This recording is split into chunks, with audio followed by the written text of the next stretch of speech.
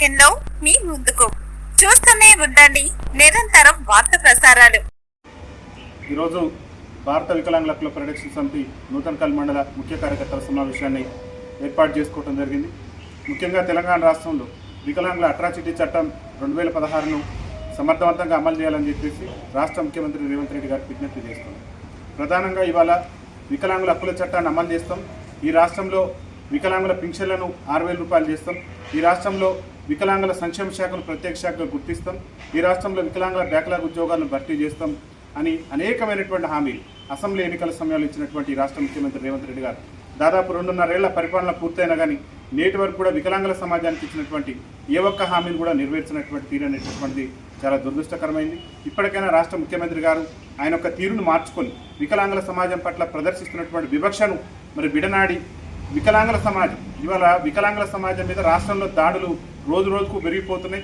ఇవాళ వికలాంగుల భూముల్ని సకలాంగులు అన్యాక్రాంతరంగా ఆక్రమించుకొని వికలాంగుల మీదనే దాడులు చేసి వికలాంగుల హక్కుల చట్టాన్ని ఉల్లంఘించేటటువంటి దౌర్భాగ్యమైనటువంటి పరిస్థితి ఈ తెలంగాణ రాష్ట్రంలో దాపరించింది. ఈ నూతనకల్ మండలంలో కూడా అనేక మంది వ్యక్తులు మా వికలాంగుల సోదరుల భూముల మీదకి పోయి అక్రమంగా ఆక్రమించుకొని మరి అక్రమంగా ఆధిపత్యం చెలాయించి వికలాంగులను ఇబ్బందులకు గురి చేస్తున్నారు. కాబట్టి మేము ఒకటే రాష్ట్ర ముఖ్యమంత్రి రేవంత్ రెడ్డి గారిని విజ్ఞప్తి చేస్తున్నాం.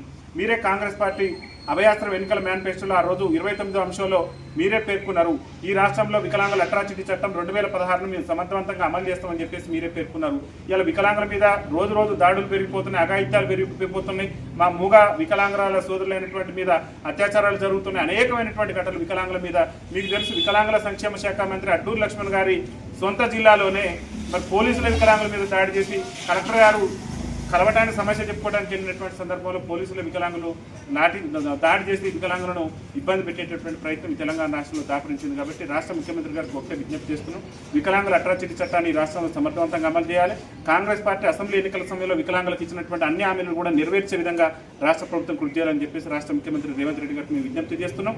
వికలాంగుల సమస్యలను కనుక పరిష్కరించకుండా రాష్ట్ర ముఖ్యమంత్రి గారు వికలాంగుల చట్టం అమలు కానివ్వండి, వికలాంగులకు ఇచ్చినటువంటి హామీలను కానివ్వండి అమలు చేయకుండా ఇంకా నిర్లక్ష్య ధోరణి ప్రదర్శిస్తే మాత్రం ఖచ్చితంగా ఈ తెలంగాణ రాష్ట్రంలో ఉన్నటువంటి కాంగ్రెస్ పార్టీకి బుద్ధి చెప్పడమే లక్ష్యంగా, రేవంత్ రెడ్డి ప్రభుత్వాన్ని గద్దె దించడమే లక్ష్యంగా భారత వికలాంగుల హక్కుల పరిరక్షణ సమితి మా యొక్క ఉద్యమ కార్యాచరణ తీసుకుంటాం.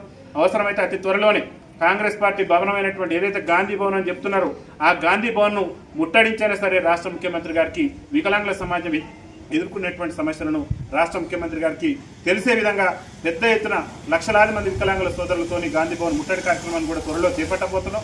దానికి కూడా మండల స్థాయి నుంచి అన్ని జిల్లాల్లో కూడా మరి గ్రామ స్థాయి నుంచి కూడా వికలాంగుల సమాజాన్ని చైతన్యం చేసి ఆ దిశగా ముందుకు తీసుకెళ్లేటువంటి ప్రయత్నం కూడా భారత వికలాంగుల హక్కుల పరిరక్షణ సమితి చేస్తుంది.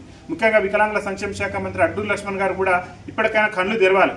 ఏం చేశారు మీరు మంత్రికి వచ్చినాక? ఒక్క హామీని కూడా నెరవేర్చలేదు. మీరు మంత్రి పదవికి దయచేసి మా వికలాంగుల సంక్షేమ శాఖ మంత్రి పదవికి రాజీనామా చేయండి.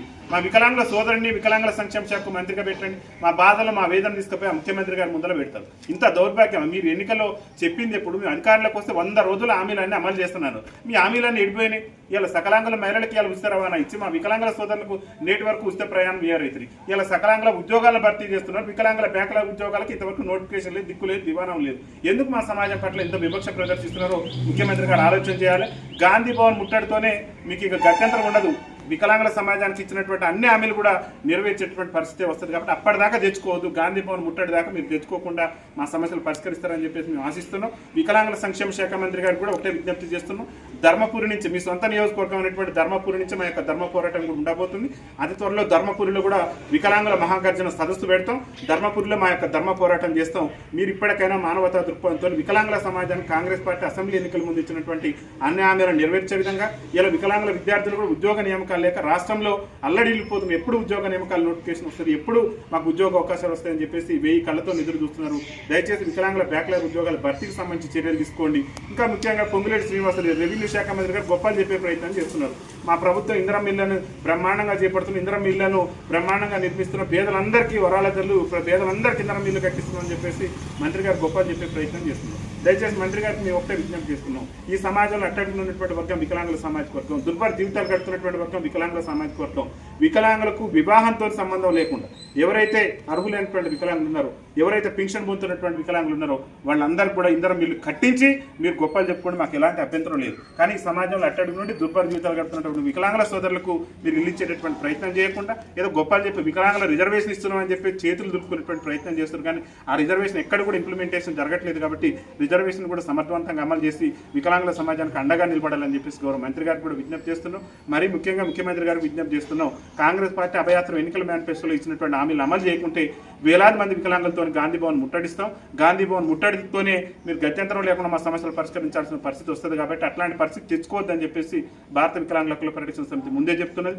ఏదేమైనప్పటికీ కూడా హక్కుల సాధన కోసం, ఆత్మగౌరవం కోసం, రాజ్యాధికారంలో భాగ్యస్వామ్యం కొరకు ముఖ్యంగా రేపు గ్రేటర్ హైదరాబాద్ ఎలక్షన్స్ రాబోతున్నాయి. గ్రేటర్ హైదరాబాద్ ఎన్నికల్లో కూడా వికలాంగుల రిజర్వేషన్ ఇచ్చిన తర్వాత ఎన్నికలు నిర్వహించే విధంగా కూడా మరి రేవంత్ రెడ్డి గారు ప్రభుత్వం కృషి చేయాలి. ఏళ్ల తరబడి రాజ్యాధికారానికి దూరమైన చట్టసభలలో మా సమస్యలు వినిపించే నాయకుడు లేడు. కాబట్టి గ్రేటర్ హైదరాబాద్ ఎన్నికల్లో వికలాంగులకు ప్రత్యేకమైనటువంటి రిజర్వేషన్ కల్పించిన తర్వాతనే ముఖ్యంగా తెలంగాణ స్థానిక సంస్థల ఎన్నికల్లో రిజర్వేషన్ కల్పిస్తామని మీరే ఏఐసీసీ ఎన్నికల మేనిఫెస్టోలో, మీ కాంగ్రెస్ పార్టీ ఏఐసీసీ ఎన్నికల మేనిఫెస్టోలో పెట్టారు. ఇవాళ 2.5 ఏళ్ళు అవుతుంది. అరే వికలాంగుల రిజర్వేషన్ ఇవ్వకుండానే తెలంగాణ స్థానిక సంస్థల ఎన్నికలు నిర్వహించడం ఎంత దుర్మార్గం, వికలాంగుల సమాజం పట్ల ఎంత వివక్ష, ఎంత కుట్రపూరితంగా మీ ప్రభుత్వం వ్యవహరిస్తుందంటే రేపు భవిష్యత్తులో మీకు కాలం తెలియనట్టే. కాంగ్రెస్ పార్టీ కథం అయ్యేటటువంటి రోజులు దగ్గర పడ్డాయి. దయచేసి వికలాంగులకు ఎట్లాగా స్థానిక సంస్థలు ఇవ్వకుండా మాకు అన్యాయం చేసినాం, మా గొంతుకు వచ్చేటువంటి ప్రయత్నం చేసినాం, మమ్మల్ని చట్టసభలలో దూరం చేసినాం, మా వాణి వినిపించుకునేటువంటి అవకాశం ఇవ్వలేదు, మా బాధలు చెప్పుకునే అవకాశం ఇవ్వలేదు.